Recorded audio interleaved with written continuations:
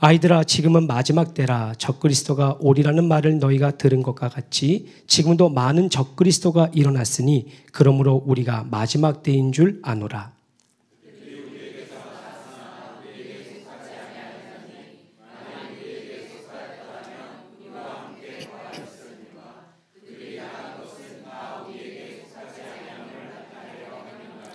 너희는 거룩하신 자에게서 기름 부음을 받고 모든 것을 아느니라.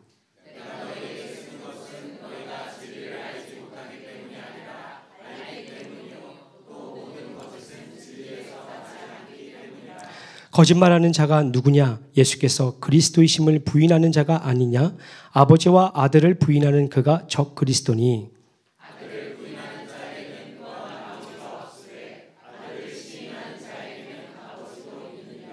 너희는 처음부터 들은 것을 너희 안에 거하게 하라. 처음부터 들은 것이 너희 안에 거하면 너희가 아들과 아버지 안에 거하리라.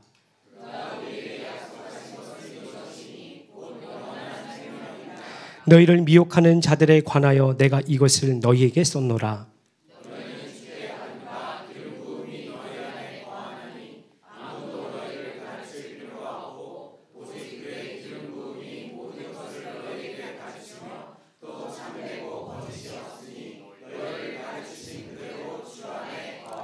자녀들아, 이제 그의 안에 거하라. 이는 주께서 나타내신 바 되면 그가 강림하실 때에 우리로 담대함을 얻어 그 앞에서 부끄럽지 않게 하려 함이라. 너희가 그가 의로우신 줄을 알면 의를 행하는 자마다 그에게서 난 줄을 알리라. 아멘. 이는 살아계신 하나님의 말씀입니다. 모두 자리에 앉겠습니다. 오늘 정말 존경하는 유기성 목사님을 이 자리에 모시게 됐습니다.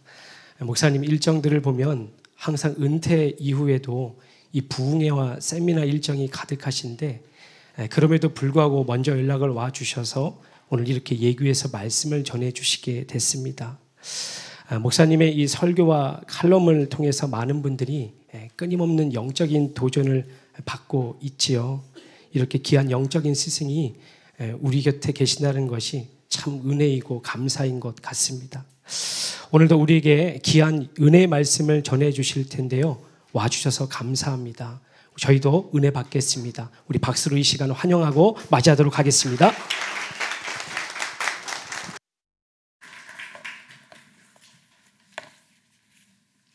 우리 예교회에서 예배하는 여러분 모두에게 주님이 여러분과 함께 계시고 또 여러분이 주님 안에 거하는 은혜가 있기를 축복합니다. 오늘 말씀에 보면 처음 시작을 아이들아라고 이렇게 시작을 합니다. 이 말씀은 어린이들을 상대로 하는 설교를 말씀하시는 것이 아니고 영적으로 어린 아이들에게 하시는 말씀이에요. 요한일서 2장에 보면 예수 믿는 성도를 세 분류로 나눕니다. 하나는 아비, 하나는 청년, 그리고 아이들로 나눠요. 아비는 다른 사람을 신앙적으로 도와줄 수 있는 사람, 연약한 사람, 또 어린 사람들, 초신자들을 잘 말씀으로 양육해서 그들이 온전한 믿음이 되도록 도와줄 수 있는 사람을 아비라고 말하고, 청년은 자기 스스로가 어떤 핍박이나 유혹이 오더라도 자기 믿음을 잘 지켜낼 수 있는 사람을 청년이라고 하고, 아이는 영적인 분별이 분명치 않아서 정확하게 예수님이 그리스도이신 것과 그리고 자기 믿음을 지켜낼 수 있는 믿음이 없어서 계속 흔들리는 사람, 그런 사람을 아이라고 하는데, 오늘 아이라고 지칭하면서 말씀을 시작을 합니다. 다시 말하면 아직 믿음이 온전치 못한 사람, 자기 스스로 믿음 안에 유혹과 핍박 앞에서 흔들림이 없는 사람이 아닌 사람들을 말하는 거죠. 며칠 전에 어느 남자 권사님 한 분 이야기를 들었는데 참 마음이 아프더라고요. 이번 명절에 아주 마음 아픈 장례가 있었는데 어릴 때 친구였다는 거예요. 그 친구가 이 권사님에게 특별했던 이유는 어릴 때 전도를 해서 교회를 데리고 왔었대요. 교회를 처음 오는 날, 아주 멀리 사는 친구인데, 근데 그날 신발을 잃어버렸습니다. 예배가 끝나고 나가는데 옛날에는 다 신발 벗고 교회에 들어오는 시절이 있었죠. 근데 자기 신발이 없는 거예요. 다른 아이가 자기 신발을 대신 신고 간 거죠. 그러니 그 교회 처음 온 날 그런 일을 겪었던 아이로서는 얼마나 화가 났겠습니까?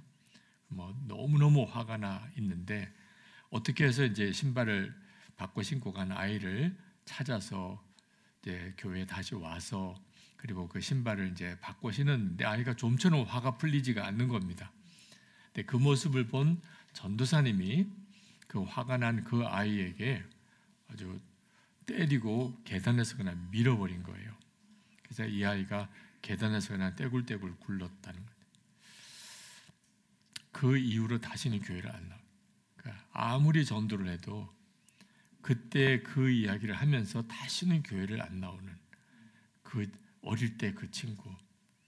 내 가정도 깨어져서 이제 혼자 지내고 그리고는 알코올 중독이 되고 그리고는 갑자기 세상을 떠난 그런 명절에 참 마음 아픈 장례 소식을 듣고 그리고 그 장례식장에 갔다 온 이야기를 하더라고요. 자, 그런 일이 교회 안에 살다 보면 사실 크고 작은 시험들이 많죠. 근데 이 아이로서는 그 시험을 이겨낼 만한 그런 영적인 수준이 전혀 아니었습니다. 그리고는 평생 그는 다시는 교회를 안 나가는, 누가 전도를 하든 아무리 교회가 가까이 있든 교회를 안 나가는 아이가 된 거예요. 어린 아이니까. 그죠? 아마 우리 장로님, 권사님 정도쯤 됐으면 그보다 더한 시험을 겪어도 믿음을 잃어버리는, 그죠? 예수님을 부인하는 자리까지는 안 갔겠지만 어린 아이는 어쩔 수가 없는 거예요. 그리고 그 전도사님, 분명히 직분은 전도사지만 영적으로는 아주 어린 아이 같은 사람인 거죠. 근데 교회에서 전도사의 직분을 주었으니 그러니 그런 기가 막힌 일을 벌리게 된 거죠. 우리가 정말 영적으로 성장하는 일이 정말 필요합니다. 나 자신은 영적으로 아비와 같은지 또는 청년인지 어린아이인지를 우리 스스로가 잘 분별해 볼 줄 알아야 돼요. 여러분 스스로는 영적으로 이제는 흔들림 없이 굳건하게 서 있습니까? 예수님이 누구신지를 정확히 아는 것이 첫 번째 열쇠예요. 도대체 예수님은 누구신가? 우리가 너무 많이 들었기 때문에 많은 그리스도인들이 스스로 안다고 생각해요. 나는 예수님을 잘 알아. 근데 자기가 정말 예수님을 잘 아는지, 어떤 시험이 오든지, 어떤 유혹이 오든지, 어떤 핍박이 있든지 나는 절대 예수님을 부인하거나 떠나지 않을 그런 나는 확신이 있어. 그런 사람은 예수님이 누구신지를 정확히 아는 사람이에요. 내가 예수님을 진짜 정확히 아는지는 가까운 친구나 또는 이웃이나 또는 친척이나 또는 부모님이나 자녀들에게 예수님이 왜 그리스도이신지, 왜 꼭 예수를 믿어야만 구원을 받는 건지 정확하게, 그러면서도 아주 분명하게 내가 전할 수 있어야 내가 예수님을 정확히 알고 있는 겁니다. 근데 만약에 여러분 중에 내가 예수님이 그리스도라고 하는 사실은 믿는 것 같은데 아주 어릴 때부터 친구에게 왜 당신이 예수를 꼭 믿어야 하는지, 왜 예수 믿어야만 구원받는 건지, 왜 예수님을 그리스도라고 하는지 내가 정확하게 내가 말할 자신이 없다. 그러면 본인 자신이 아직 정확히 모르는 거예요. 그 사람이 진짜 갈급한 사람, 정말 참 복음을 들었으면 자기가 그 복음을 믿을 준비가 되어 있는 사람이라면 내가 전해주는 예수 그리스도로 인하여 그가 구원을 받을 수 있는 사람이어야 내가 적어도 청년의 믿음을 가지고 있는 거죠. 여러분 자신이 스스로를 잘 점검해 봐야 됩니다. 솔직히 그럴 자신이 없다. 내가 그럴 수 있을까? 그러신 분이 있다면 그러면 이 복음 메시지를 듣는 것, 그리고 여러분이 양육을 받는 일, 오늘도 성경 공부 광고가 났는데 말씀을 공부하는 일을 힘써야 돼요. 그러면서 정확하게 공부해야 합니다.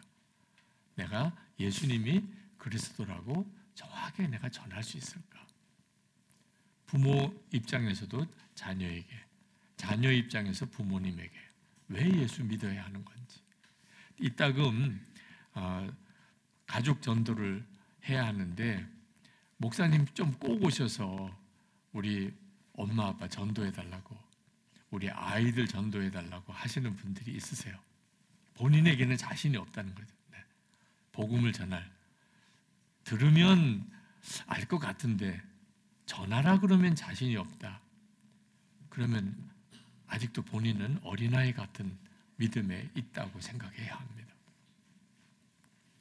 이 영적으로 어린아이 같다고 하는 것이 대단히 위험한 이유는, 오늘 요한 사도가 어린아이들이라고 딱 지칭해서 말씀하신 이유는 이단 때문이에요. 그때 당시에 굉장히 무서운 적그리스도들이, 자기가 그리스도라고 주장하는 이단들이 굉장히 많이 퍼졌습니다. 강력한 복음의 시대였기 때문에 영적인 미혹도 엄청나게 강했어요. 그래서 교회 안에 예수를 믿는 성도들 중에 이단에 휩쓸려 가는 이들이 너무너무 많았습니다. 그때 주시는 말씀이에요. 오늘 우리들에게도 사실 만만치 않은 상황에 처해져 있습니다. 무서운 이단들이 믿는 자도 미혹하여 넘어뜨리려고 하는 지금 시대에 살고 있어요. 그러니까 가능하면 이단들 안 만나려고 하지만 어떤 때는 가족, 친척 중에 이단에 사로잡힌 사람이 있고 전혀 생각지 못했던 사람이 이단에 빠졌다고, 그래서 그 사람을 만나줘야 되는 일이 생길 수도 있는 거죠. 자, 이단을 만났는데 내가 그 사람에게 휩쓸려 갈지, 그 사람이 나를 통하여 제 믿음을 가지게 될지, 지금 우리 시대에도 매우 중요한 때 있습니다. 제가 한 번은 대학 캠퍼스에서 한때 굉장한 세력을 가지고 퍼졌던 그런 정명석 계열의 이단, JMS라고 하는 정명석 이단 집단에 속한 자매를 상담을 했었어요. 그가 아무래도 이건 아닌 것 같다고 생각해서 스스로가 교회를 찾아온 자매입니다. 그 자매에게 진짜 복음이 뭔지, 십자가의 복음이 뭔지를 그 자매에게 양육을 했는데, 참 안타까운 것은 좀처럼 받아들이지를 못하는 거예요. 하여튼 복음을 전하면 꼭 토를 달아서 질문을 하는데 자기가 이단에서부터 배웠던 그 교리로 자꾸 질문을 하는 겁니다. 처음 받아들일 때 자기 안에 형성된 이 거짓 진리의 체계 때문에 진짜 복음이 자꾸 의심이 되는 거예요. 그 자매를 양육하면서 굉장한 어려움을 겪었어요. 그러니까 처음에 어떤 복음으로 본인이 영적으로 딱 틀이 잡혔느냐가 얼마나 중요한지를 그때 알았어요. 여러분들도 내가 진정한 복음으로 나 자신이 준비되는 일이 얼마나 중요한지를 알아야 돼요. 그러면 이단이 금방 분별이 됩니다. 아, 이거 문제가 있네? 이거 좀 이상하네? 금방 느껴요. 신학자가 아니고 목회자가 아니라도 본인이 복음이 분명하게 형성되어 있으면. 그런데 처음부터 이단 메시지를 듣고 그리고 마음속에 그런 진리로 틀이 잡힌 사람은 교회에 와서도 적응이 안 돼요. 오히려 교회가 이상하다고 자꾸 느껴지는 거죠. 제가 목회하면서 참 마음 아팠던 일이 바로 이 이단 문제와 관련된 일인데, 제가 교육 목사로 섬길 때 2명의 대학부 회장을 제가 거쳤습니다. 대학부 회장이 2번 회장 나왔는데, 한 대학부 회장은 그 이후에 신학교를 가고 그리고 목사가 됐어요. 지금도 미국에서 목회를 하고 있습니다. 지금도 이따금 소식이 되고 만나면 너무 기쁘죠. 근데 또 한 대학부 회장이 있는데 그 친구는 장로님의 아들이에요. 그리고 서울대학교에 다니던 친구입니다. 저는 그 친구가 굉장히 성실하고 아주 모범적인 학생이라 당연히 복음은 분명한 줄 알았어요. 교회도 열심히 나왔고, 보통 교회 청년부나 대학부에 그런 청년이 있으면 대부분 임원하고 또 어지간하면 회장도 하죠. 네. 그렇게 회장이 된 친구예요. 근데 그 친구가 대학가에 유행하던 어느 신흥 종교에 넘어갔다는 소식을 나중에서 들었어요. 그때 엄청 충격을 받았습니다. 그리고 그 친구에게 너무 미안한 마음도 들고 정말 회개했어요. 그 친구에게 믿음이 분명한지, 복음은 분명한지, 정말 예수님을 제대로 믿고 있는지, 신앙 고백이 명확한지를 확인해 주질 않았어요. 당연히 예수님은 제대로 믿을 거라고 생각해요. 근데 아니었던 거예요. 제가 그 뒤에 교회에서 목회하면서 철저하게 1:1 양육을 강조하고, 그리고 제자훈련을 강조하고, 그리고 교인들로부터 맨 똑같은 소리, 설교한다는 소리를 들으면서도 나는 죽고 예수로 사는 십자가의 복음, 그리고 예수님과 동행하는 신앙생활을 강조한 이유가 거기에 있는 거예요. 겉으로 신앙생활을 잘하는 것 같은 것으로 속지 않아야 한다는 거죠. 초대교회가 겪은 어려움 중에 핍박보다도 사실 더 무서운 것이 이단이었어요. 핍박은 교회 바깥에서부터 오는 교회를 향한 공격인데, 이단은 교회 안에 들어와서 교회를 파괴시키는 것이었어요. 18절 말씀 같이 한번 읽겠습니다.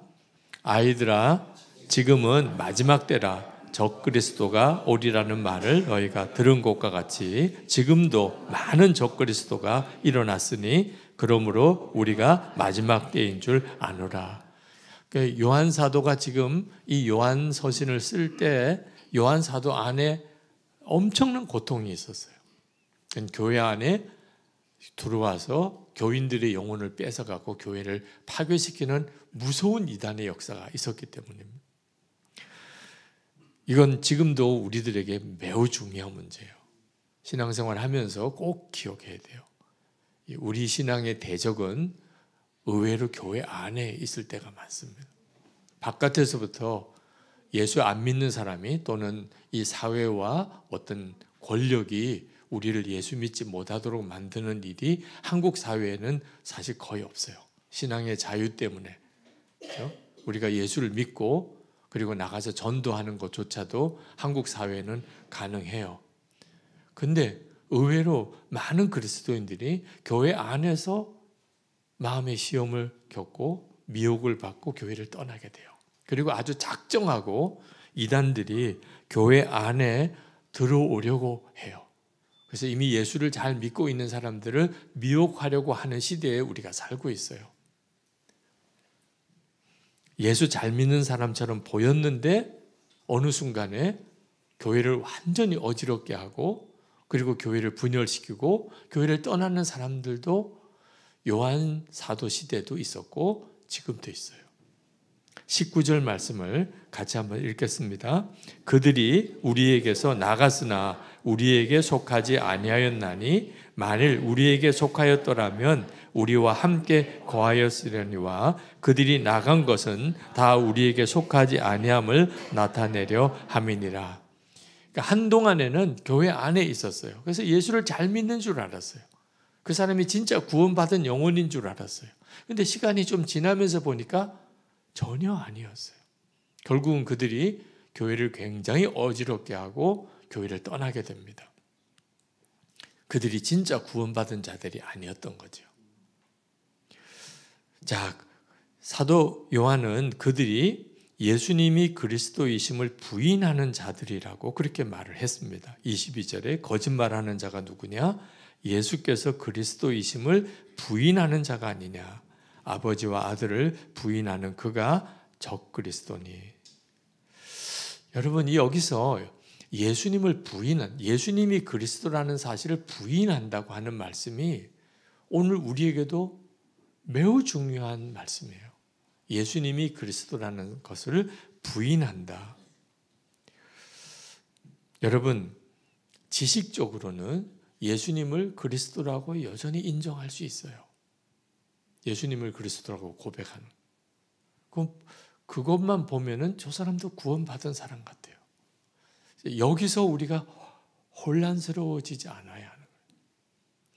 예수님을 입으로만 시인하는 것이 아니고 삶으로 시인해야 한다는 것까지 알아야 하는 거예요. 그러니까 예수님을 그리스도라고 고백하는 사람은 삶이 완전히 달라요. 근데 입으로는 예수님을 그리스도라고 해요. 예수님은 구주라고 하고 예수님을 주님이라고 부르고. 그런데 삶이 전혀 그렇지가 않아요. 성경에 삶으로 예수님을 부인하는 자에 대한 말씀이 나옵니다. 디도서 1장 16절에 그들이 하나님을 시인하나 행위로는 부인하니 가증한 자요 복종하지 아니하는 자요 모든 선한 일을 버리는 자니라. 이런 사람이 있다는 거예요. 그러니까 말로는 하나님을 믿어요. 말로는 예수님을 믿는 사람이에요. 그런 사람이 교회 안에 있는 사람이죠. 다 예수 믿는 사람이 교회 안에 있는. 근데 문제는 삶으로는 부인한다는 거예요. 이 말씀이 오늘 우리에게 매우 중요한 거예요. 제가 부산에서 목회할 때 한번 청년 연합 집회를 하게 되었는데 강사님을 어느 분을 모셔야 되느냐 대단히 중요한 문제였어요. 근데 세 분 목사님이 추천이 되었습니다. 다 좋은 분 같아요. 근데 어느 분을 정할지 이제 회의를 하는 자리였습니다. 제가 공동대표 한 사람이라 그 회의에 같이 참석을 했는데 이 세 분 다 좋은 분이에요. 근데 어떤 기준으로 그 중에 한 분을 택해야 될까? 그때 어느 분이 이런 질문을 하셨어요. 그 세 분의 삶이 어떤지를 추천하신 분이 좀 말씀해 주시면 좋겠습니다. 자, 그분의 설교는 다 좋아요. 그분이 목회하는 교회는 다 큰 교회예요. 유명한 분이에요. 근데 그분의 삶은 어떠십니까? 그래서 추천하신 세 분이 그분의 삶에 대해서 설명을 하는데 두 분은 모르겠다는 거예요. 그 목사님이 참 훌륭하시고 그리고 설교도 잘하시고 목회도 잘하시는 것은 아는데 삶이 어떤지에 대해서는 솔직히 모르겠다는 거예요. 근데 한 분 추천하신 분이 제가 그 목사님에 대해서 좀 아는데 그분은 이런 삶을 사시는 분이셨습니다. 그분에게는 이런 일화가 있습니다. 그러니까 뭐 금방 결정이 됐어요. 그러면 그분으로 하십시다. 삶도 그렇게 훌륭하시다면 우리가 그 목사님을 우리가 모십시다. 그렇게 결정을 한 적이 있었습니다. 그런데 우리가 신앙생활 하면서도 여전히 똑같은 기준을 가져야 합니다. 우리가 어떤 사람이 하는 말에 쉽게 현혹되면 안 돼요. 특히 요즘과 같은 유튜브로 엄청난 영상이 쏟아지고 있는 때 우리가 정말 분별을 잘해야 되는데 그 말을 하는 사람의 삶이 어떤 사람인지 잘 분별해야 돼요. 그러니까 적그리스도가 의외로 자기 행위로 예수님이 그리스도이심을 부인하는 자가 있다는 거예요. 그분의 삶을 보니까 예수님이 그리스도가 아니에요. 그에게 있어서는. 이런 사람이 있다는 겁니다. 예를 들면 마태복음 7장 23절에 그때에 내가 그들에게 밝히 말하되 내가 너희를 도무지 알지 못하니 불법을 행하는 자들아 내게서 떠나가라 하리라. 그러니까 예수님의 이름으로 기사와 이적을 행하고 예수님의 이름으로 선지자 노릇하고 예수님의 이름으로 병자도 고치고 그랬던 사람들이에요. 대단한 분이죠. 요즘으로 말하면 정말 뭐 엄청난 교인들이 모이는 큰 교회 목사님, 대형 집회를 이끌 그런 목사님들이죠. 근데 하나님 앞에 갔을 때 내가 너를 도무지 알지 못하니 내게 떠나가라. 그렇게 말씀을 드릴 거라는 거예요. 이유가 뭐냐? 불법을 행하는 자. 그러니까 불법을 행할 수 있다는 말은 무슨 뜻인가 하면 예수님이 그에게 그리스도가 아니라는 거예요. 그러니까 우리가 말씀이 너무 좋고 또 어떤 기사와 이적을 행하는 걸 보니 불법 행하는 것 정도는 어쩔 수 없이 넘어가야, 그래서는 안 된다는 이야기. 또 하나가 거짓말하는 자예요. 오늘 여기도 적그리스도에 대해서 거짓말하는 자라고 이렇게 분명하게 지칭을 했는데, 요한복음 8장 44절에 보면 너희는 너희 아비 마귀에게서 났으니 너희 아비의 욕심대로 너희도 행하고자 하느니라. 그는 처음부터 살인한 자요 진리가 그 속에 없으므로 진리에 서지 못하고 거짓을 말할 때마다 제 것으로 말하나니 이는 그가 거짓말장이요 거짓의 아비가 되었습니다. 그러니까 예수님이 그리스도인 사람인지, 그가 고백하는 그 고백이 진짜인지 아닌지는 뭘 보고 아느냐 하면 더 이상 거짓말을 못하는 사람. 근데 거짓말을 너무 잘해요. 이 사람이 예수님이 그리스도라는 것을 행위로는 부인하는 사람이구나, 알아야 한다는 거예요. 절대로 거짓이 작은 문제가 아니라, 우리가 죄 중에서 가장 작게 여기는 죄가 거짓말일 거예요. 근데 이 거짓이 얼마나 심각한 거냐면 거꾸로 당해보면 알아요. 누가 나에게 거짓을 행해요. 거짓말을 했어요. 그러면 어떤 느낌이에요? 그렇게 분노하게 돼요. 다시는 그 사람하고 상종하기 싫어요. 내가 거짓말할 때는 아무렇지도 않은 것처럼 생각이 드는데 실제로 그런 일을 겪어보면 영적인 심각함이 느껴지는 거예요. 하나님 앞에서는 말할 것도 없죠. 또 하나가 있어요. 잘 들으셔야 돼요. 행위로 예수님이 그리스도임을 부인하는, 형제를 미워하는 것입니다. 요한일서 4장 20절 우리 함께 읽겠습니다. 누구든지 하나님을 사랑하노라 하고 그 형제를 미워하면 이는 거짓말하는 자니 보는 바 그 형제를 사랑하지 아니하는 자는 보지 못하는 바 하나님을 사랑할 수 없느니라. 살다 보면 어쩔 수 없이 미운 사람이 생기잖아요. 그죠? 어떤 사람은 용서가 안 되고 어떤 사람은 도무지 사랑이 안 되는. 근데 그게 어쩔 수 없는 일이라고 여기면 안 된다는 거예요. 예수님이 그리스도가 아닌 사람은 뭐 어쩔 수가 없는 일이에요. 살다 보면 서로 싸우고 다투고 판단하고 정죄하고 사는 거죠.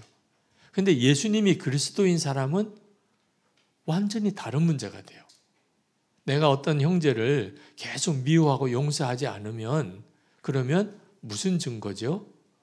내가 행위로는 예수님이 그리스도임을 부인하는 자라는. 우리가 정말 오늘 성찬도 이제 받게 되겠지만 정말 말씀을 정말 심각하게 받아들여야 돼요. 그렇지 않으면 지금 이 영적인 미혹의 때를 이길 수가 없어요. 한 가지 우리가 분명히 해야 할 것은 두려워하지는 말라는 거예요. 지금 이 영적으로 미혹의 때야, 이단들이 극성이야, 믿음 지키는 일이 쉽지 않아, 그런 시대에 살고 있지만 그러니까 두려워. 어떻게 하지? 그렇게 해서는 안 된다는 거예요. 왜냐하면 우리에게 어떤 영적인 미혹도 이길 힘이 있기 때문이에요. 20절 말씀 봅시다. 너희는 거룩하신 자에게서 기름 부음을 받고 모든 것을 아느니라. 여기 기름 부음을 받았다는 말은 성령이 임했다는 거예요. 우리가 성령이 우리 안에 거하신 사람입니다. 그러니까 걱정할 필요가 없다는 거예요. 아무리 이단이 아주 간교하고 우리를 미혹하여 넘어뜨리려고 역사하는 때에 살고 있지만 걱정할 필요가 없어요. 왜? 우리 혼자가 아니니까. 우리 안에 우리를 도우시고 지키시고 인도하시려고 성령께서 와 계시다는 거예요. 27절에 보면 너희는 주께 받은 바 기름 부음이 너희 안에 거하나니 아무도 너희를 가르칠 필요가 없고 오직 그의 기름 부음이 모든 것을 너희에게 가르치며 또 참되고 거짓이 없으니. 한마디로 말하면 우리 안에 모든 것을 가르치시는 주님이 우리 안에서 가르치시고 우리를 지키시고 인도하신다는 거예요. 정말 아멘이죠. 잘못 이해하면 그러면 완전히 독불장군이 됩니다. 나 목사님도 필요 없어. 난 우리 속장님도 필요 없어.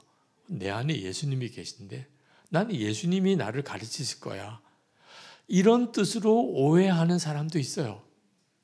주님이 함께 계시고 또 내가 주님의 음성을 들었고 그리고 주님이 나의 보혜사라고 하는 내용을 교회 공동체 안에 이런 식으로 이상하게 왜곡하는 사람이 있어요.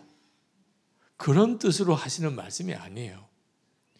만약에 그런 사람이 있다면 그는 영적으로 문제가 있는 사람이에요. 절대로 성령께서는 그렇게 하게 하지 않으시니까. 목사님의 영적인 권위를 성령께서처럼 잘 인정하고 따르게 하실 분이 또 누가 있어요? 교회 안에 아무리 연약한 자라도 상대방을 존중하고 하나됨을 지키게 하는 일이 성령께서 하시는 일이에요. 그러니까 영적인 독불장군이 있다면 영적인 미혹이 온 겁니다. 나는 특별한 은혜를 받았어. 영적으로 미혹이 온 거예요. 그런데 그럼 이 말씀을 왜 하셨나? 이 말씀은 어떤 경우에 주시는 말씀이냐면 혼자 남았을 때예요. 혼자 남았을 때. 우리도 교회가 있고 또 목사님이 계시고 또 속장님도 있고 교우들이 같이 있으니까 예수를 믿어도 외롭지가 않잖아요. 주일이면 이렇게 모여서 같이 예배드리고 성도의 교제도 나누죠. 그런데 언제나 그럴 보장은 없는 거예요. 우리도 언젠가는 혼자가 될 때가 있습니다. 어떤 상황과 여건 때문에 혼자가 될 때. 그때 여러분은 믿음을 지킬 수 있나요? 난 너무 외로워. 나는 도대체 어떻게 살지? 하나님은 그렇게 하기를 원하실까요? 혼자가 되었을 때. 걱정하지 말라는 거예요. 그때 걱정하지 말라는 거예요. 왜? 우리 안에 주님이 나를 지키시고 인도하시니까. 자, 불신 가족들밖에 없어요. 가족들이 다 예수를 안 믿어요. 나 혼자 예수를 믿게 되었어요. 이런 사람은 두려워하지 말라는 거예요. 혼자 예수 믿는 것 때문에 걱정하지 말라는 거예요. 왜? 주님이 함께 계시고 모든 것을 가르치시고 인도하실 거니까. 자, 직장에 갔는데 다 신실한 크리스찬이 한 사람도 없는 것 같아요. 뭐 교회를 다닌다고는 하지만 예수 믿는 사람이 아닐 정도 수준밖에 안 되고 그때 어떻게 해요? 걱정하지 말라. 우리 안에 기름 부음이 있어서 주님이 이미 내 안에 거하신다. 두려워하지 말라. 그 말씀을 하고 있는 거예요. 다 주변 사람이 미혹에 빠졌어요. 그거 어떻게 하죠? 주님이 그때도 지키신다. 이 말씀을 요한이 하고 있는 거예요. 근데 문제는 어떻게 그걸 믿을 수가 있죠? 예수님이 진짜 나와 함께 계신 것을 어떻게 내가 분명하게 또 확신 있게 붙잡을 수 있는 거예요? 그래서 요한 사도가 오늘 말씀에서 주 안에 거하라는 말씀을 계속 반복하고 있는 거예요. 27절에 너희를 가르치신 그대로 주 안에 거하라. 28절에 자녀들아 이제 그의 안에 거하라. 여기서 이 주 안에 거하라는 말은 그저 예수님을 믿으라고 하는 것과는 다른 내용이에요. 그냥 예수님을 잘 믿으세요. 그저 교회 열심히 다니세요. 그런 것과는 다른 내용이에요. 주 안에 거하라. 실제로 예수님 안에 거하라. 그러니까 이 주 안에 거하라는 말은 예수님이 나에게 있어서 분명한 인격적으로 만나지는 분이어야 하는 거예요. 예수님이 어디 계신지, 정말 나와 함께 계신지 확신이 안 드는 사람에게는 주님 안에 거하라는 것은 오히려 더 어려운 이야기예요. 차라리 교회를 나오세요. 목사님을 만나보세요. 그런 말이 훨씬 더 이해하기가 쉽고 적용하기도 쉽지요. 주님 안에 거하세요. 뭐 어떻게 하라는 거죠? 이 주님 안에 거하라는 말씀은 진짜 내가 예수님을 제대로 믿고 있는지를 검증해 주는 너무너무 중요한 말씀. 내가 예수님이 그리스도인지 아닌지를 진짜 아는가? 자, 아까도 말씀을 드렸죠. 예수님이 그리스도라는 것을 정말 믿는 사람은 불법을 행하지 않아요. 자, 예수님이 함께 계세요. 예수님이 함께 계시는데 어떻게 불법을 행해요? 예수님이 그리스도라고 하면서 불법을 행하는 사람, 무슨 뜻이죠? 예수님이 함께 계시는 것을 실제로는 안 믿는 거예요. 거짓말을 해요. 거짓말. 쉽게 거짓말이 나오죠. 그런데 예수님이 함께 계시는 것을 알았어요.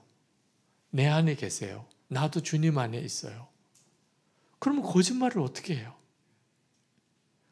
거짓말 하는 거 보니까 이 사람은 예수님이 그리스도가 아니시구나. 예수님이 살아계신 주님으로 함께 계신 믿음을 말하고 있는 거예요.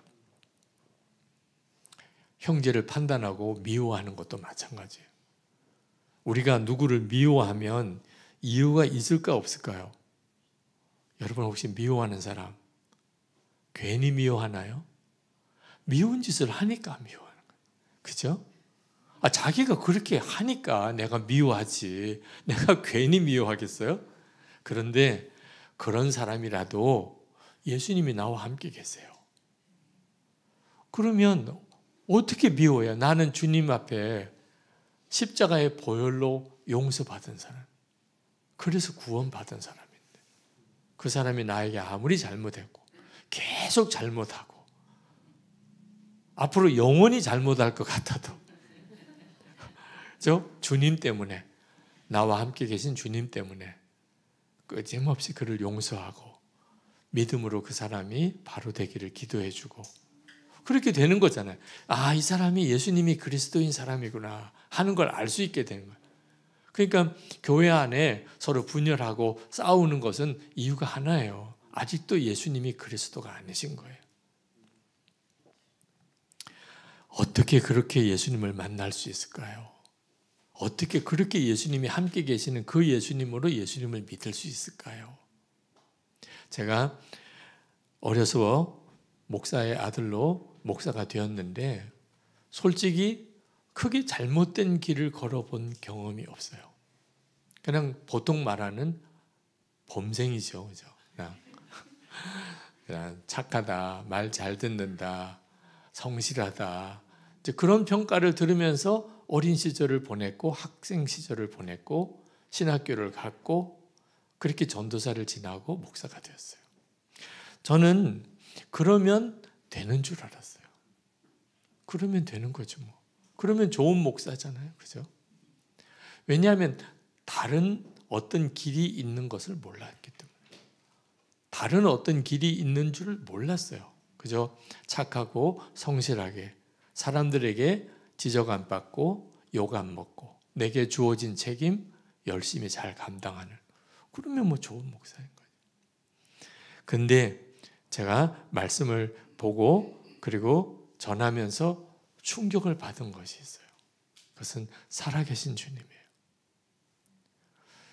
제가 성실히 열심히 목사까지 되었지만 솔직히 말해서 모든 것의 판단의 기준은 저 자신이었어요. 제 삶의 제가 주인인 거죠. 제 삶의 제가 주인이면서도 저는 여전히 성실하다는 이야기를 들었고 착하다는 말을 들었고 그리고 목회 잘한다는 말도 들었어요. 여러분도 혹시 여러분 주변에 여러 목사님들을 만나보시겠지만 목사님이 착해요. 성실해요. 책임을 잘 감당해요. 그럼 좋은 목사님이시잖아요. 네. 저 목사님은 좋은 목사님이죠. 근데 저는 그런 정도 수준이었어요. 근데 예수님이 제 안에 계시고 저의 주인 되시는 것에 대해서는 분명치가 않았어요. 제가 1984년에 군목 훈련 받다가 다리가 부러지고 그리고 수술 받기 전에 제가 그날 밤에 회심을 체험을 했던 그 회심이 바로 그 회심이요. 성실하고 착하게만 사는 것이면 다 되는 줄 알았던 사람이 그조차 죄인인 것을 아는 것. 왜? 예수님이 나의 주님이 아니셨던 것. 살아계신 내 주님이 아니셨던 것.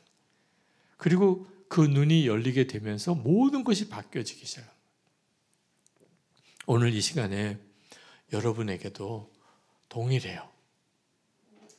오늘 우리가 성찬을 받습니다. 이제 설교가 끝나면 우리가 성찬을 받게 되는데 여러분 중에 나는 예수님이 진짜 나와 함께 계시고 내 생명이시고 나의 주님이신 것을 난 솔직히 잘 모르겠습니다.